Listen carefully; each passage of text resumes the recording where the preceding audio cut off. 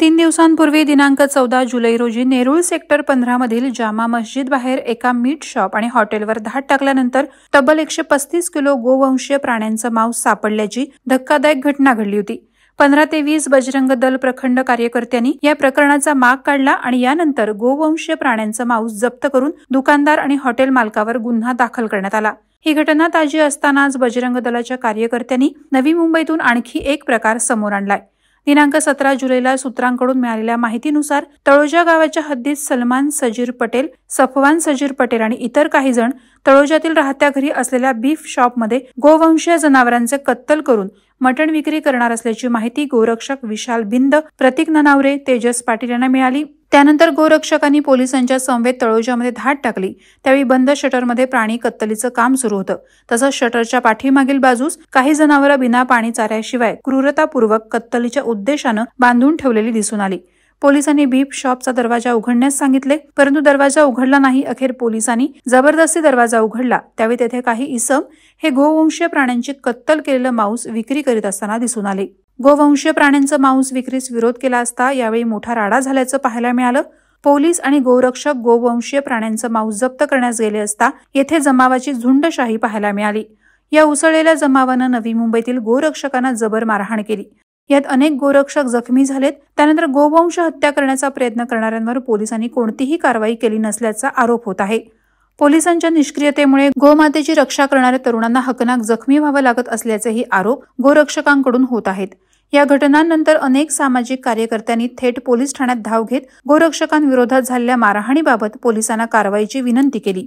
याबाबत तळोजा पोलीस ठाण्यात सलमान सजीर पटेल, सफवान सजीर पटेल, आताउल्ला इस्माईल खान, अब्दुल कादिर साजीर पटेल, असीम सिराज पटेल, नौमान अब्दुल रहीम नमरे, मोहम्मद हनीफ पटेल यांच्या विरोधात तक्रार नोंद करण्यात आली असून आरोपींवर BNS 2023 अंतर्गत 325, 115(2), 118(1), 191(2), 352, 189(2), 3, 5 तसंच महाराष्ट्र पशु संरक्षण अधिनियम 1976 अंतर्गत 5, 5C, 5D, 9A प्राण्यांचा छळ प्रतिबंधक अधिनियम 960 कलमान अंतर्गत गुन्हा दाखल करण्यात आला आहे।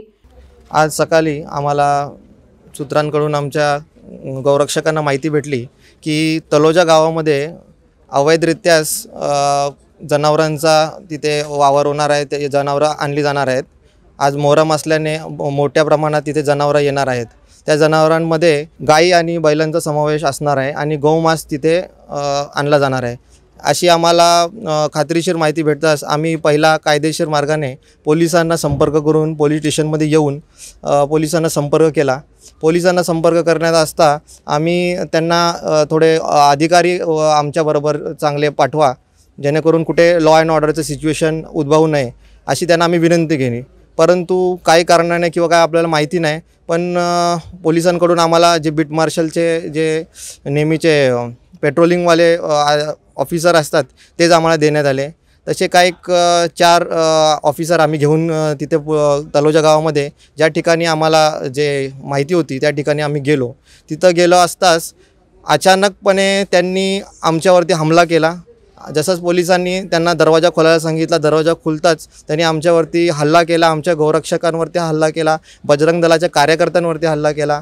मी स्वतः या मोहिमेचा नेतृत्व करत असताना माझ्यासमोर माझ्या कार्यकर्त्यांची मारहाण केली, त्यांना शिवीगाळ करण्यात आला आणि जीव वाचवण्याच्या हिशोबाने आमचे कार्यकर्ते तिथून माघार घेतली, तिथून मागता पाय घेतला। विनंती मी पोलिसांची करतो का लवकरात लवकर जे कोणी लोक आहेत त्यांनी आमच्या कार्यकर्त्यांवरती हल्ला केले त्यांना पकडण्यात यावा, अन्यथा बजरंग दल इथे मोठं आंदोलन करेल आणि त्याच्या पुढे काय होईल लॉ अँड ऑर्डरची सिच्युएशन ह्याची पूर्ण जबाबदारी तलोजा पोलीस स्टेशनची असेल। तळोजा परिसरामध्ये गौ हत्या ही नेहमी होत असते, तशा बऱ्याच कारवाया होत असतात आणि बरेचशा अशा केसेस झालेल्या आहेत। तशीच घटना आज घडली आणि आज आम्हाला एक गुप्त सूत्रांकडून अशी माहिती मिळालेली की इथे काही गौ जनावरं आणलेली आहेत आणि त्यांना इथे कापलं जातं आहे।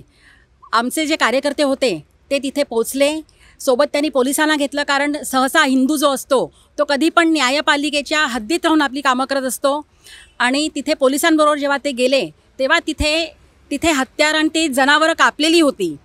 जसे ते पोलिसांसकट त्यांनी आतमध्ये तिथे प्रवेश केला दरवाजामध्ये, त्याचबरोबर समोरच्या लोकांनी त्यांच्यावर तिथे हल्ला केला आणि पोलिसांसमोर आमच्या कार्यकर्त्यांची बेधन मारहाण करण्यात आली आणि हा सगळा प्रकार घडला आहे तो पोलिसांच्या समोर घडला आहे. तिथे जनावर होतं, कापलेलं जनावर तिथे होतं.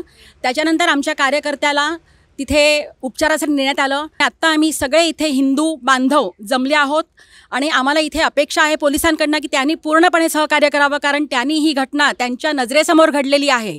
त्यामुळे पुराव्यांची गरज नाही आहे. पोलीस स्वतः पुरावे आहेत या केसमध्ये, तर ह्यांच्यावर कठोर कारवाई व्हावी. ह्या ज्या घटना तळोजामध्ये नेहमीच घडत असतात, ह्याच्यापूर्वी बऱ्याचशा घटना झाल्या आहेत. आमचे बरेचसे गौरक्षक ह्याच्यामध्ये गंभीर प्रकारे इथे जखमी होतात आणि ह्या माहित्या मिळाल्यानंतर कुठे पण समोरच्या लोकांवर कारवाई होत नाही.